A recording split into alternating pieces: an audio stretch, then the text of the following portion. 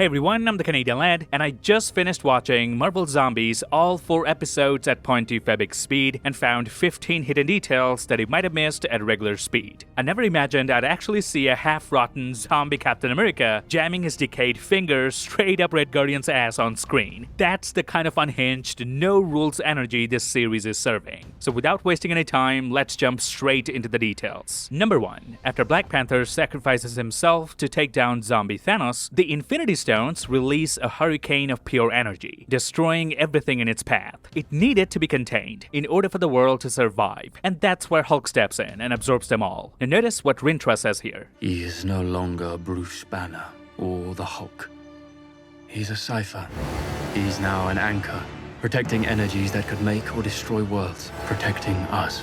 I want you to pay attention to one word he used to describe Hulk here. He called him an anchor, echoing what we learned in Deadpool and Wolverine, where Mr. Paradox said this. What's an anchor being? An anchor being is an entity of such vital importance that when they die, their whole world slowly withers out of existence. And that's exactly what Bruce Banner does here in this show. Anchor beings were kind of metaphorical in Deadpool 3, but in this show, Bruce Banner literally becomes the anchor. He's the anchor holding together the raw power of 6 Infinity Stones. This is now the second time Marvel has teased the anchor concept, and it's starting to feel less like a throwaway idea and more like a setup for something huge in Avengers Doomsday. What I love is how this also reframes the idea of anchor beings. Anchor beings don't have to be born special. They can become special, shaped by circumstance, and rise to that role when their universe needs it most. Number 2. In episode 1, we find out that Khonshu has picked Blade as his brand new avatar, since Mark Spector didn't make it through the plague. And if you know Khonshu, you know he always gives his avatar those deadly crescent blades, and of course the Moon Knight suit complete with that iconic cape. But when Blade's riding his motorcycle with Kamala, the cape is missing. And honestly, it makes sense because it won't be convenient to ride a bike wearing a giant cape flapping around. Now watch closely when he hops off the motorcycle. His cape doesn't just magically appear out of nowhere. It literally unfolds from the crescent blades on his chest plate. For an animated series, I think it's a great attention to detail. Number 3. In the final battle, we find out that Thor has also been infected. When he summons Stonebreaker to fight Infinity Hulk, that's when we can see a chunk of flesh missing from his ribcage, indicating that's where he was bitten that turned him into a zombie. But listen closely, the sound effect that plays when he summons Stonebreaker isn't Stonebreaker's sound at all. It's the classic sound effect of Mjolnir.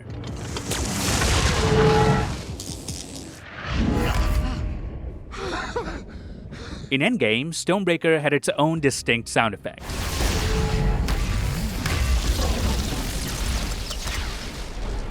Let's kill him properly this time.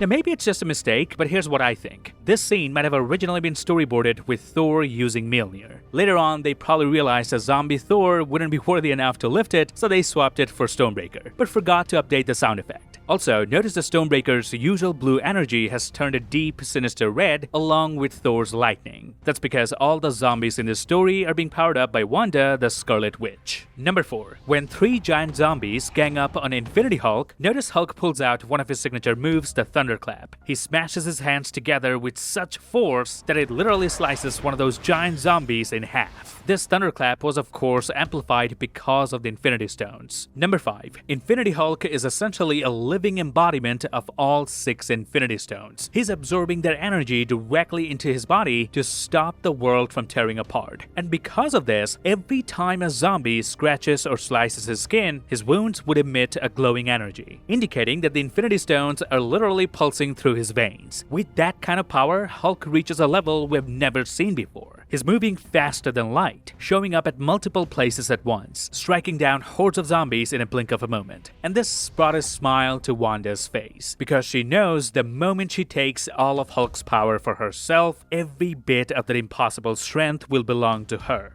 Number 6. Kamala Khan's jacket has a baby sloth emblem on the shoulder. This is a reference to Kamala's YouTube channel in the MCU called Sloth Baby Productions, where she uploads videos on MCU superheroes. Number 7. Infinity Hulk kills zombie Thor in the exact same way he fought Thor back in Ragnarok. jumping high into the air and crashing down on him with brutal force. The difference this time is Thor doesn't get back up. Number 8. This show really flipped my perspective on MCU's raft. In the movies, it's always been this intimidating, high-security prison in the middle of the ocean. But in this apocalyptic world, the raft almost feels like a safe haven. A bed to sleep on, food to eat, and an actual roof over your head. In the middle of a zombie outbreak, that's basically luxury living. Number 9. Namor has the same ankle wings we first saw in live action during Wakanda Forever. And this show wastes no time showing off how dangerous he really is. He literally slices John Walker in half with a single kick. Number 10. Episode 3 takes us right back to the cliffhanger from What If Season 1 Episode 5 with zombie Thanos invading Wakanda. Now notice Thanos doesn't just have one bite mark, he's covered in them. Regular people turn after just one bite, but it probably took multiple zombies working together and tearing into him over and over before he turned. That's how absurdly strong and durable Thanos is. Number 11. In the final battle against the zombies, for a split second, we can see Khonshu reflected on Blade's sword. It's a reminder that even though Blade is the one fighting, Khonshu is always there right with him. And that's why it was Thor who managed to kill Blade, or should I say Blade Knight, because it takes a god to kill another god. Number 12. Melina Vostokov, aka Yelena's mother, uses the same pheromone-based mind control tech from the film Black Widow. She once tested it on pigs, but here she uses it to keep entire zombie hordes at bay around the North Institute. Number 13. At the end of the show, we learn that Riri Williams survived, and we're all assuming it's because of the cure she invented. But if you think deeply, there's another reason she survived: Tony Stark's Iron Man suit. Because think about what Friday said back in episode 1. Where are you going? I lost my first owner. I won't lose another. So it makes way more sense that she survived by using the Iron Man suit. Number 14. When Blade slices zombie Hank Pym in half, the cut is so clean, we actually see the ribcage split in two as well. I love the animation details of this show. Number 15. Inside the fabricated sculpted reality, notice Kamala is now wearing a jacket that has the Black Widow logo as well as the Avengers. But we know this is a fake reality conjured up by Wanda. So it means Wanda conjured up a new jacket for Kamala based on her experience with the Black Widows and the Avengers, where she was fighting against Wanda. Because Kamala didn't spray paint this logo on her jacket, she just woke up in this reality and already had this jacket. It goes to show the level of depth Wanda made sure to pay attention to, just so everyone living in it feels it's all real. And that's it. This would be my breakdown of Marvel Zombies at 0.25 big speed. I know it's a very short video, but I just wanted to reveal details that other creators haven't yet. If you want a full breakdown though, please make sure to watch my friends at Heavy Spoilers or Screen Crush. One bonus detail that I'd like to talk about though is how they handle the T'Challa character without Chadwick Boseman. They had Spider-Man, voiced by Hudson Thames, say this line on his behalf. I heard T'Challa say, "Wakanda forever," quietly. Like he knew that it was the last time.